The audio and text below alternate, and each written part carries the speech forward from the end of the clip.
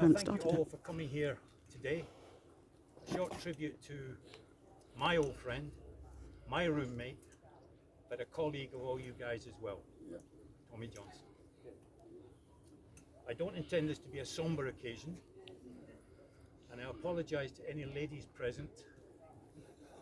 The odd inadvertent word sneaks out. You're forgiven. I think I'll be apologising more than dear old Boris. As long as it's not a lie. I'd like to introduce you to two people. One is Tommy's daughter, Helen, who's come all the way from Kent to listen to this today. So I better be good. What a man. God's count. And I'd introduce you to my son Craig, who's my props manager today. He's been told to rush forward with certain items, and if I go down in the dirt, he's been told to resuscitate me. However, as I get nearer to up there, I fear the resuscitation might be 100%. If anyone here wants to head to the bar during this, I will not be offended. Or if anyone gets fed up listening to me, I won't be offended. People behind me, I hate that. Could you move around? That's a wide airplane, Ali. I thought I could leave without you noticing me. I know you took the salute, but you can't just stand where you want. Are you coming through, are you?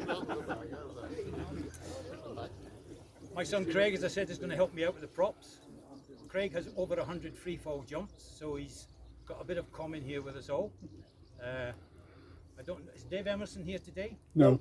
No. Dave was his instructor, and unfortunately on my wall I have a picture of Craig in free fall, but unfortunately Emo is attached to him, so I see Emo every day of my life. At the end of this, I'm going to have a toast to Tommy, so hopefully you'll all have a drink in your hand. I have license here, it says to deviate slightly when I see someone who has either pleased me or perhaps upset me in the past. Don't look at me. So it's nearly 2 years since Tommy passed away. Helen, very sorry when that happened, but a lot of us could not get to Tommy's funeral because of the pandemic. And when I rang Helen to give my apologies, I promised her that this would take place sometime in the future. Now is the future. So I thank you all for coming here today. I said to Helen on the phone that I might be unable to tell any stories about Tommy and I going to church on a Sunday or visiting the library. She said she understood. Helen, big shoulders girl. And at the end, could I ask you all just to gather together for a photograph, which would be a nice thing to give to Helen. Yeah. Right, although Tommy wasn't a member of the Canopy Club, he was represented by Danny Hennessy and Adele. Where are you, Danny? And I thank you from all of us here, me, from Helen, everyone here, thank you for doing that. We were represented. Well done, Danny. Did something right. I personally arrived at PTS in 1974, which is a lot later than some of you older guys, if I can say that. And although I worked with Tommy in those days, it wasn't for a few months that we got to know each other well, and I found out that I was at Harry of Credden Hill with Tommy in 1962. We were both doing boy entrant training. And at the same time there was Dougie Fletcher, Seamus Byrne. Speak up. Can you not hear? Never been accused of that in my life. He's deaf. A loud mouth.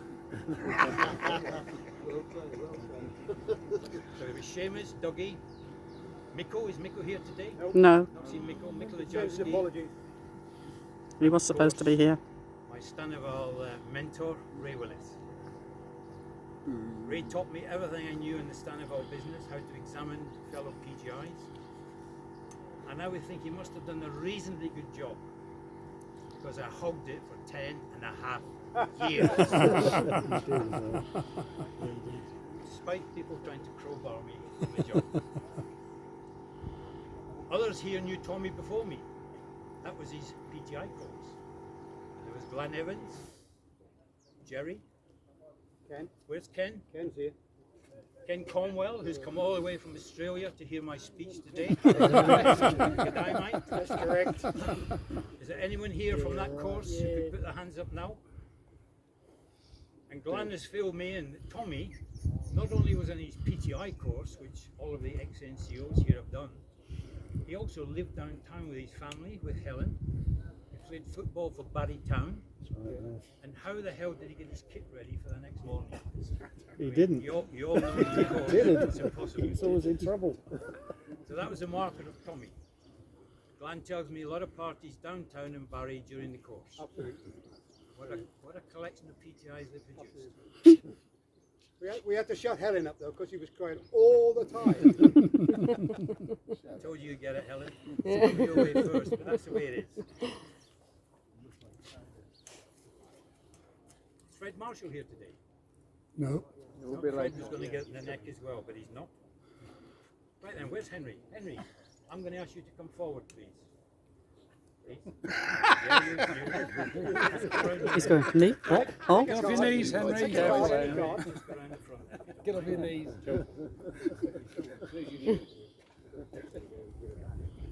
This is not anything horrible, Henry. Could you gents just dress back slightly, please? John, move it. Yeah. He used to give me a hard time. Henry was Tommy, myself, and Phil Kelly's free fall instructor, basically. He was in charge of free fall training. But Henry was also Tommy's mentor when he became a PTI. So when young Corporal Johnson arrived at RAF Lookers, this was his sergeant. So in a way, there's Tommy's friend, Tommy's mentor. We're going to hold this out between us. Take that in. you're right. Somebody get a picture of this, please. Oh, wow. Brilliant. This is a memory of Tommy. What Somebody a take gorgeous snap of that. looking man he was. Yeah, absolutely. Sorry. He And was. if anyone looks at that picture and looks at Helen, they're a spitting image. Oh, yeah. Thank you, Henry. Could I ask you to take that into the group there and just somebody just a couple of guys just hold it up so I can see who I'm talking to. Give Henry his drink back. Henry, here's your booze, mate. But not for something. Normally I don't mind sweet. Oh, Right, excuse me. Moving on. Shrinking every year, you know. Who's taking the pictures? Henry took Tommy and I's side in El Centro in our first training detachment, and he said, "You two disappoint me." He said, "You're burning the candle at both ends." I said, "What, me and Tommy?" What a load of bollocks. Second time, sorry ladies. And I said, "What do you mean, Henry?" He said, "Well, you nod off after takeoff, and both of you sleep and don't wake up until 10,000 feet. So that night in the sandbar, Tommy and I decided we would change our ways. We would listen to Henry's words of wisdom. And we decided that the next morning on the first sortie, although we probably would nod off on takeoff, we would wake up at 8,000 feet. And I think that's a compromise to you. Henry and his gang must have done a good job, because myself, Phil Kelly and Tommy were selected for the 1977 RAF Falcons. And I remember Tommy telling me a few months into it, "This is amazing," he said, "Ali." I said, "What's that, Tommy?" He said, "Being in the Falcons." He said, "Every weekend, the Air Force gives you a shed load of money to go on the piss with." That was true. Bear with me now. On that first detachment to El Centro was our guest speaker tonight, so I won't steal his thunder. John Cheshire was a part of the course. He had a chitty in his pocket, which was seemingly legitimate, because he wasn't court-martialed, was he? But I got a sneak look at that authorization, and it was signed by a certain J. Cheshire. He was OC 47 Squad. Which made me think that probably the best ranks in the Air Force were squadron leader SF, and a warrant officer PTI. Yeah? Absolutely. What we Absolutely. wanted. Some of you will disagree with that. Mark, you're scouring at me. Very early into that touring team, Simon Bales, my team leader, decided that he was going to take the whole team to Scotland skiing. Now, Tommy and I looked at each other. We came from central Scotland. We left at 15, but every year till I was 15, I saw deep snow in Scotland. So I did not want to go skiing. Tommy did not want to go skiing. So we said to Simon Bales, look, boss, we're not skiers. Can we go snow and ice climbing tomorrow? And he said yes. Joe, where's Joe? Where's Joe? Can't see him.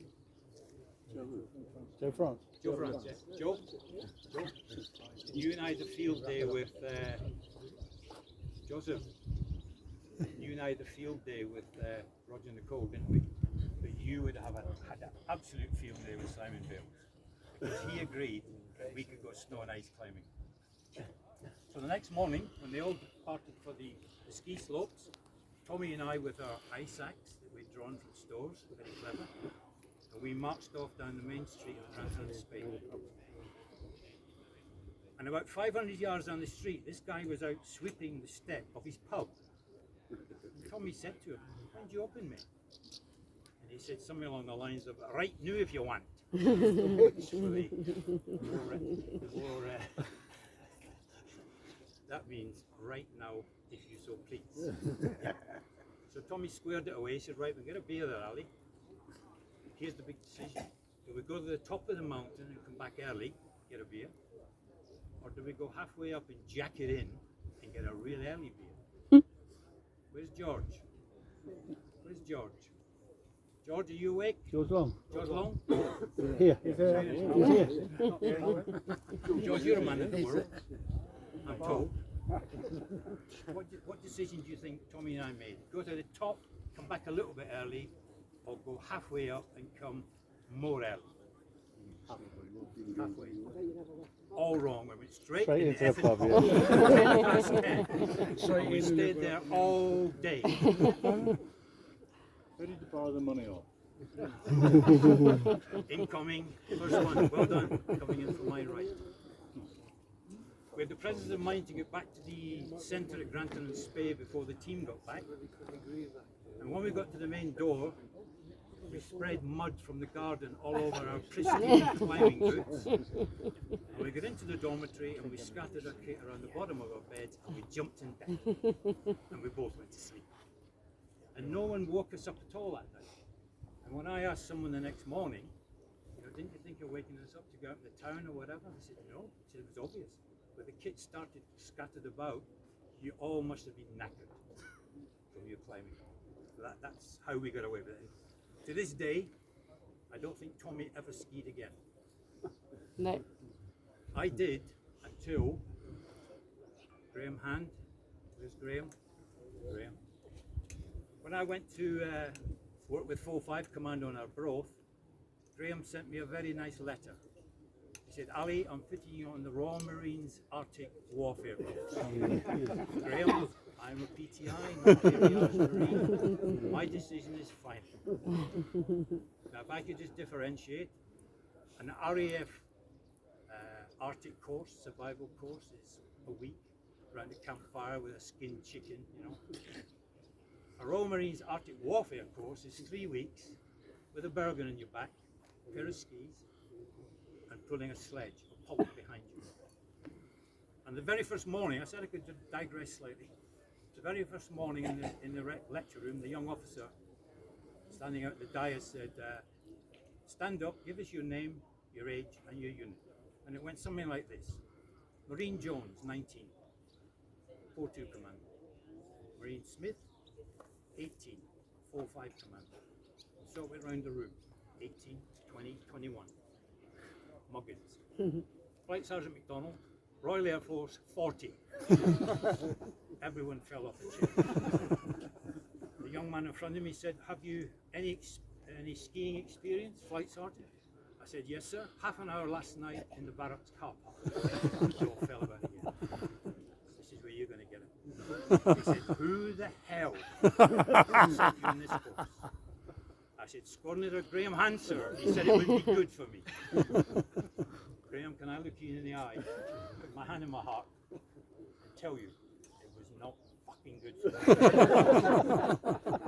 It nearly killed me.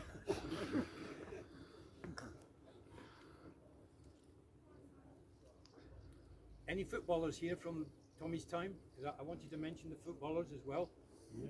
Okay, yeah. Sid as well. I've been talking about PGI work and what have you. Tommy was an excellent footballer. And I know because I played on the same team as him, and he was 50 times better than I was, or any of these guys who put their hands up now, and they would admit that. He was an excellent footballer. So there you go for that. One of the big things that happened in Tommy's life was the parties he had at his house every New Year. We all used to go, there'll be many here who remember it. And his big theme was, Helen, you remember, one singer, one song. And I used to hate that. That's when you have to stand individually in the front of the room and sing your song. One year I sneaked off to the bogs because I thought I can't handle this anymore. Because if you had too much drink beforehand, you forgot the words to your song, obviously. And if you didn't have any drink, you forgot them anyway through stage fright. So I sneaked off to the toilets. When it had all settled down into a normal ruckus type party, I sneaked back in and got my drink. And about 10 minutes later, Tommy, ding, ding, ding, it's come to my notice that Ali Mcdonald did the cowardly thing in the box. I then had to stand and sing in front of everyone, which was even worse than having to do it when we were all doing it together. Helen, I thought here as a tribute to you, this is going to kill this lot, that we're going to do one singer, one song. Yay! So it won't be one singer, it will be all singers, one song. And then a tribute to Tommy's hometown, Glasgow. Obviously, I belong to Glasgow, and I will lead you off. Got the cameras? If we don't sing this, we're going to do it again. Here we go.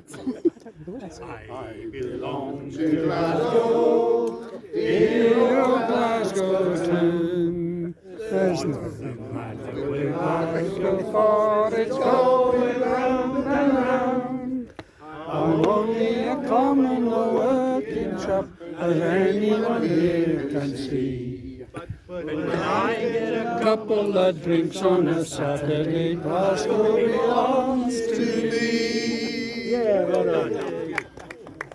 You see how embarrassing it is? Someone here there. That's lovely. I had here in front of me some of the most loudmouth, adventurous, outgoing people in the world.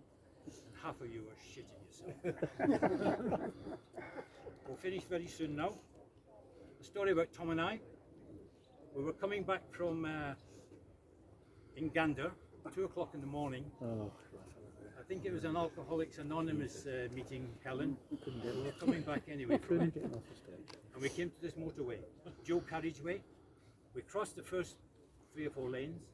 There was no traffic, it was covered in snow. And we came to the central reservation. And I was following in Tommy's footsteps, an old Arctic survival thing, you know, long before Graham sorted my life out. And it was snowing, and suddenly I heard a yell, and Tommy disappeared. And I got to the edge of this precipice, and in the middle of the central reservation was a storm drain. And obviously over the winter it snowed in until it was overlapping, and then crispy snow on top. Tommy's at the bottom, and it was as deep as his head, and he was 6 foot odd. So he put his hand up. Ali, help, give us a hand. So I put my hand down, and between us we managed to get me in the drain as well. We were wearing civilian shoes, and obviously there was no crampons, Graham. So we're in a predicament now. We knew it's 2 in the morning. Those in the hotel wouldn't have missed us. There was no traffic. And we thought, minus 30 degrees, we're going to die here. And so what we did, we chipped out some handholds. I got Tommy in my back. Between us, he got out of the rut, and pulled me out as well. We got back to the hotel safely. Obviously, we were frozen.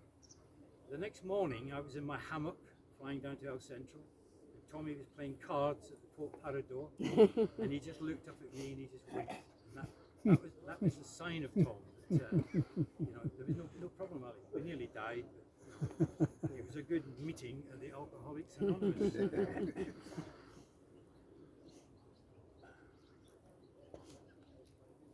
The last story I was going to leave out, but I'm going to tell it. We were in a hotel room, guest room, in somewhere in England. 2 beds, obviously. Tommy in one, me in the other. I was Billy No Mates in my bed, if that makes sense. Tommy wasn't.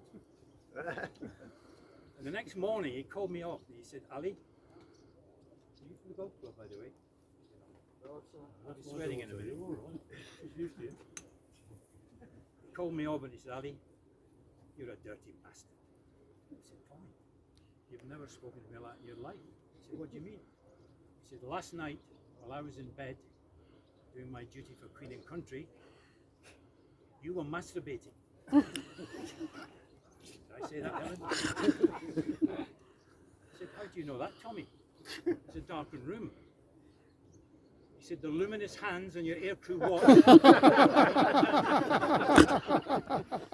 Clarify that. That was a marker of Tommy, that even when he was doing his duties, he had the presence of mind to look over at his friends and see if I was okay. In 2020, Pat Feeney, is Pat here today? No. No. Pat and I decided that we would go and visit Tommy. Not seen him for 20 years. He used to live in a lodge house over by an estate near Cirencester.